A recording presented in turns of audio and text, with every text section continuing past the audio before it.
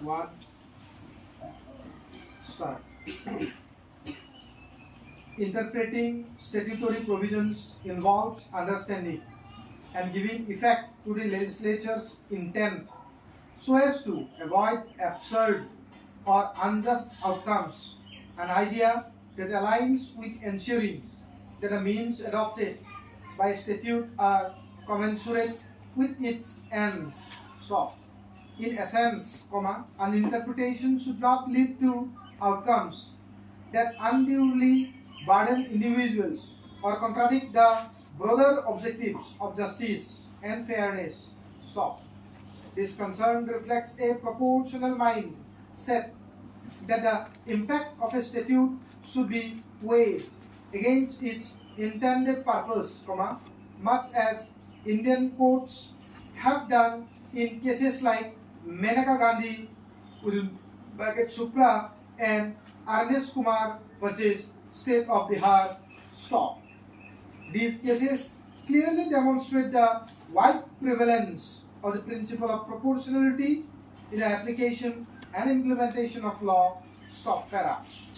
The doctrine of proportionality is also firmly entrenched in our legislative policy. Stop. Some notable examples include the authority vested in labor courts and industrial tribunals under the Industrial Disputes Act 1947 to modify the quantum of punishment imposed on a workman, the prescription of minimum and maximum sentences in penal laws, such as the Indian Penal Code, which is now succeeded by the Bharatiya Nyaya Sanhita, 2023, the statutory rules and bylaws, etc., regulating the service conditions of government employees as also those working in entities deriving their status from Article 12 of the Constitution. Stop. These legal provisions meticulously calibrate the imbibing of proportionality principles by the Indian legislature. Stop. Thus, while a minor infraction may warrant a censure, serious offences such as the misappropriation of public funds may justifiably result in dismissal from service. Stop. Para.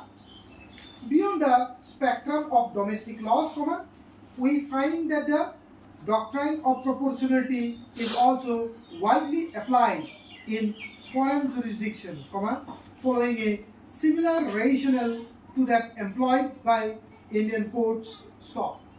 Some instances include, in similar parlance to that of Indian constitutional jurisprudence, the doctrine of proportionality in German law is applied to every case of a state act constituting an ingress or encroachment, into a constitutional freedom or property right. Stop. To satisfy the proportionality requirement, the act of state under scrutiny must be appropriate to promote its objective, necessary to promote that objective, and adequate balancing operation, that is the prejudice to the freedom or property right in question must not be inadequate in comparison with the weight of the interest supposed to justify the intervention. Stop. To further demystify these factors, the suitability test is fulfilled by demonstrating that the act in question be apt to promote the objective against which it is measured. Stop.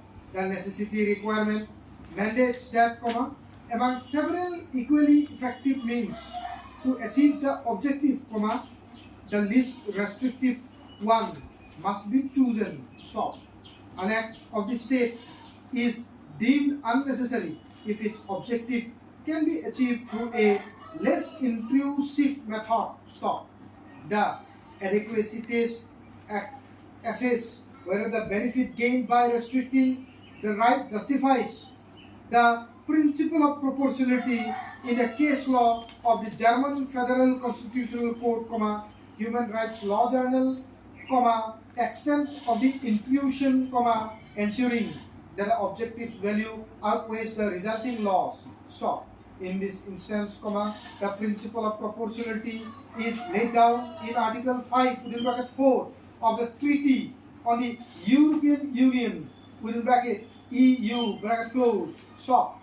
It seeks to set actions taken by European Union institutions within specified bounds. Stop. In European Union law, a proportionality test is applied both to European Union acts and to acts of the member states. Stop para. Under this principle, when reviewing an act or a measure, analysis whether the same is an appropriate or suitable measure, in pursuit of a legitimate objective, among the appropriate measures constitutes the least restrictive means and not manifestly disproportionate in terms of a cost versus benefits balance. Stop para. It is pertinent to mention that not all of these steps are applied in every case. Stop.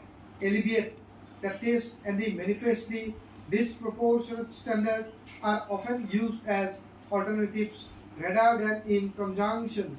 Stop. The Queen versus Minister of Agriculture, Fisheries and Food and Secretary of State of Health.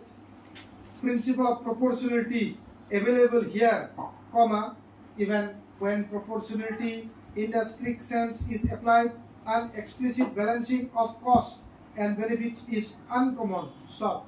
Instead, the manifestly disproportionate test serves as a rough measure of justice as its terminology suggests.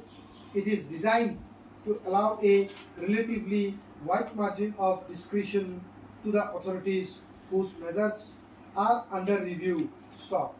American jurisprudence, though it has made limited use of the term proportionality, notions akin to proportionality, including balancing of constitutional values, often appear in the U.S. system of substantive doctrine, standards of constitutional judicial review. Stop. Consequently, the U.S. courts have retained its two standards of strict scrutiny and rational basis scrutiny, when adjudicating challenges to state or federal legislation. Stop. For the purpose of the present discussion, we will limit our analysis to the strict scrutiny test, which posits that a government action must be necessary to achieve a compelling government interest. Stop. This method of constitutional analysis employs several inquiries. 85